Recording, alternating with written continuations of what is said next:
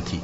قیل لها ادخل الصرح فلما رأته حسبته لجة وكشفت عن ساقيها قال إنه صرح ممرد من قوارير قالت رب إني ظلمت نفسي وأسلمت مع سليمان لله رب العالمين۔ اس کے بعد اس سے کہا گیا کہ محل میں چلیے۔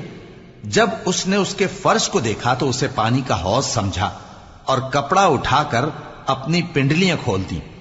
سلیمان نے کہا یہ ایسا محل ہے جس کے نیچے بھی شیشے جڑے ہوئے ہیں۔ وہ بول اٹھی کہ پروردگار میں اپنے آپ پر ظلم کرتی رہی تھی اور اب میں سلیمان کے ساتھ اللہ رب العالمین پر ایمان لاتی ہوں۔ وَلَقَدْ أَرْسَلْنَا إِلَى ثَمُودَ أَخَاهُمْ صَالِحًا أَنِ اعْبُدُوا اللَّهَ فَإِذَا هُمْ فَرِيقَانِ يَخْتَصِمُونَ قَالَ يَا قَوْمِ لِمَ تَسْتَعْجِلُونَ بِالسَّيِّئَةِ قَبْلَ الْحَسَنَةِ لولا تستغفرون الله لعلكم ترحمون قالوا اطيرنا بك وبمن معك قال طائركم عند الله بل أنتم قوم تفتنون۔ اور ہم نے سمود کی طرف ان کے بھائی صالح کو بھیجا کہ اللہ کی عبادت کرو، تو وہ دو فریق ہو کر آپس میں جھگڑنے لگے۔ صالح نے کہا کہ اے قوم، تم بھلائی سے پہلے برائی کے لیے کیوں جلدی کرتے ہو اور اللہ سے بخشش کیوں نہیں مانگتے تاکہ تم پر رحم کیا جائے؟ وہ کہنے لگے کہ تم اور تمہارے ساتھی ہمارے لیے برا شگون ہیں۔ صالح نے کہا کہ تمہاری بدشگونی اللہ کے پاس ہے، بلکہ تم ایسے لوگ ہو جن کی آزمائش کی جاتی ہے۔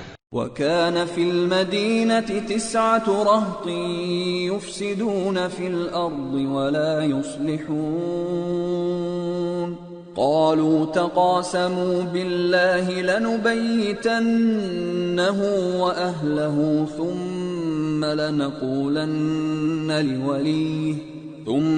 لَنَقُولَنَّ لِوَلِيِّهِ مَا شَهِدْنَا مَهْلِكَ أَهْلِهِ وَإِنَّا لَصَادِقُونَ وَمَكَرُوا مَكْرًا وَمَكَرْنَا مَكْرًا وَهُمْ لَا يَشْعُرُونَ۔ اور شہر میں 9 شخص تھے جو ملک میں فساد کیا کرتے تھے اور اصلاح سے کام نہیں لیتے تھے۔ کہنے لگے کہ اللہ کی قسم کھاؤ کہ ہم رات کو اس پر اور اس کے گھر والوں پر شبخون ماریں گے، پھر اس کے وارثوں سے کہہ دیں گے کہ ہم تو اس کے گھر والوں کے موقع ہلاکت پر تھے ہی نہیں اور ہم سچ کہتے ہیں۔ اور وہ ایک چال چلے اور ہم نے بھی ایک تدبیر کی اور ان کو کچھ خبر نہ ہوئی۔